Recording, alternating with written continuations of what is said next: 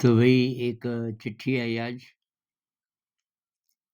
तो किसी महिला दोस्त की चिट्ठी है। वो कहती हैं कि काफ़ी समय से 5-6 सालों से किसी से प्यार था और उस दौरान भी बहुत झगड़े होते थे क्योंकि वो बहुत गुस्सेबाज आदमी है और फिर भी कि मैंने उससे शादी की और काफ़ी विरोध के बावजूद। तो और लोगों की सहमति नहीं रही होगी परिवार वालों की। अब शादी के बाद की और भी ज़्यादा बढ़ गया। कभी-कभी वो ये मार-पिटाई भी कर देता है और मुझे नीचा दिखाता है और रोज़ ही ये झगड़ा होता रहता है। बहुत ज़्यादा गुस्सा उसको आता है और मैं कहीं जा भी नहीं सकती। तो मैं क्या करूँ?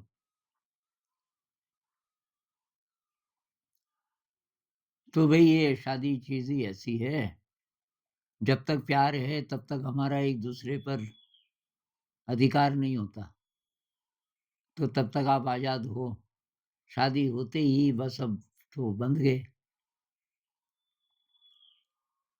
और एक शेर है ना कि दुनिया जिसे कहते हैं जादू का खिलौना है, मिल जाए तो मिट्टी है, खो जाए तो सोना है। जब तक दूर है तो तब तक सोना है, जब मिल जाए, शादी हो जाए तो सारा मैजिक ही खत्म हो जाता है और फिर हमारे नेगेटिव इमोशन ऊपर आ जाते हैं। तो और ज़्यादातर प्रेमियों को एक प्रकार की निराशा भी होती है शादी के बाद।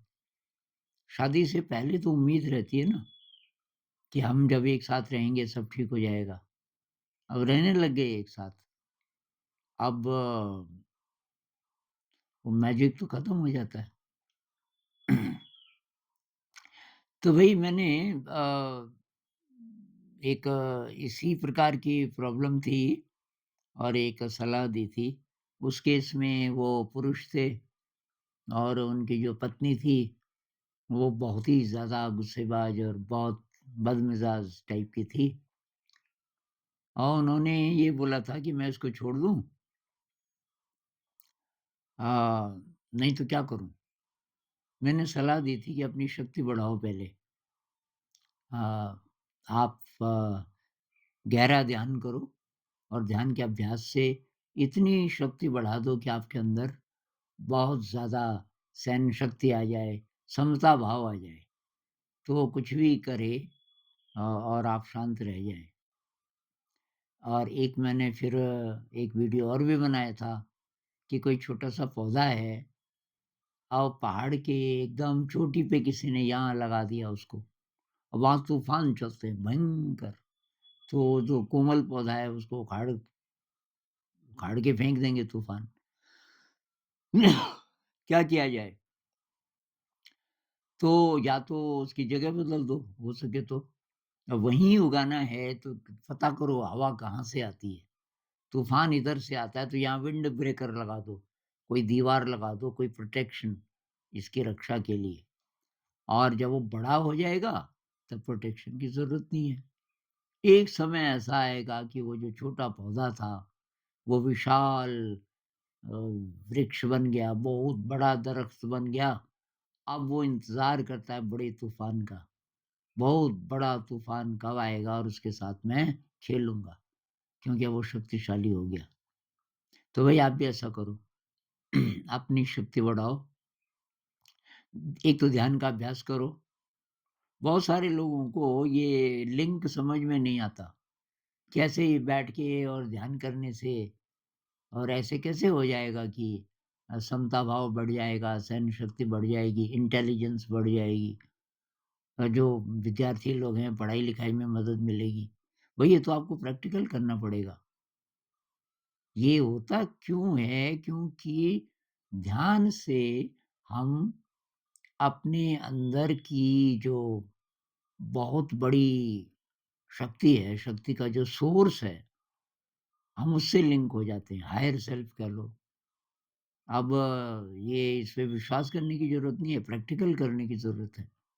आप ध्यान करोगे, आपको खुद ही पता चल जाएगा कि ये संभव है। धीरे-धीरे होगा, धीरे-धीरे। तो आप भई ऐसा करो कि रोज़ एक तो ध्यान का अभ्यास करो। इसमें भी अगर बाधा डाले आपका हस्बैंड, ऐसे टाइम पे ध्यान करो जब वो सोया हुआ है। तो मेरे ख़्याल से अभी बच्चे तो आपके हैं नहीं, क्योंकि आपने बताया नहीं उस बारे में। लेकिन बच्चे हों भी तो कोई बात नहीं, जब सब सोए हुए हैं, तब आप ध्यान करो, ताकि आपको कोई डिस्टर्ब ना कर सके। अगर पति आपके जॉब पे जाते हैं, वो दूसरा मौका है, उस समय ध्यान करो। और लगातार ध्यान का अभ्यास। एक तो बैठ के, दूसरा जब झगड़े की नौबत आती है, आप शांत रहो, आप कुछ मत बोलो, उसको बोलने दो, उसको करने दो बेइज़्ज़ती। आप बोल रहे हो ना कि वो बार-बार नीचा दिखाता है, उसको बोलने दो कुछ भी। और आप तटस्थ रहो और मैत्री भाव, अंदर ही अंदर से उसके प्रति अच्छी फीलिंग, अंदर ही अंदर से उसके प्रति अ, अच्छी फीलिंग और प्रार्थना कि भई ये इसका स्वभाव अच्छा हो जाए। और नफ़रत नहीं, नफ़रत जैसे ही आए, आपके अंदर गुस्सा जैसे ही आए, उसको बदलो, उसको प्रेम में बदलो। कुछ बोलने की ज़रूरत नहीं है, लेकिन उस समय शांत रहो जब-जब उसको गुस्सा आता है, एकदम शांत। ये अगर 1-2 बार आप कैसे रहें शांत, तो 10 साँसें गिन लो। कुछ भी बोलने से पहले मैं 10 साँसें गिनूँगी, साँस अंदर गई, बाहर निकली 1, 10 साँस होते-होते आपको लगेगा कि ज़रूरत नहीं है कुछ भी बोलने की। ये अगर आपने कर लिया, तो धीरे-धीरे आपकी शक्ति बहुत बढ़ती जाएगी और वो आपका जो हस्बैंड है, उसका गुस्से की पावर खत्म होती जाएगी, क्योंकि असर ही नहीं हो रहा कुछ। तब ऐसा समय हो सकता है कि कभी वो सॉरी बोले, "यार इतने साल से मैं तेरे को परेशान करता रहा, तू फिर भी मेरी सेवा कर रही है, तू फिर भी मुझे प्यार करती है। मैं गुस्सा करता हूँ और तू शांत रह जाती है, रिएक्ट नहीं करती। मैं तेरी बेइज़्ज़ती करता हूँ और तू फिर भी चुप रहती है। कभी न कभी" वो समय आए ना आए, वो हो सकता है ऐसे ही रहे। ये एक अल्कोहलिक्स एनोनिमस है ना, कि आपके घर में कोई शराबी बन गया।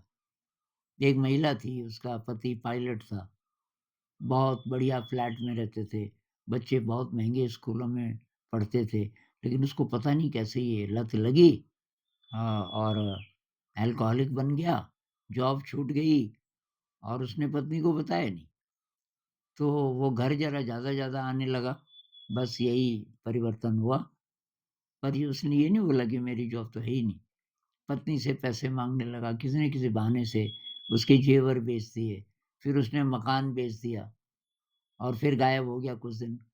तो जिसको बेचा वो लोग आ गए कि बहन जी ये मकान तो हमारा हो गया, कागज़ दिखाए। उसको इतना बड़ा झटका लगा। फिर उसने उसके दोस्तों से संपर्क किया, तो उन्होंने बता दिया कि ये तो कब का छोड़ चुका है जॉब, अब वो क्या करे? उसने बहुत तेज़ी से कुछ फ़ैसले लिए कि एक स्कूल में छोटी-सी जॉब इसकी टीचिंग की, अपने बच्चों को सरकारी स्कूल में डाल दिया, बड़े-बड़े स्कूलों से निकाल के।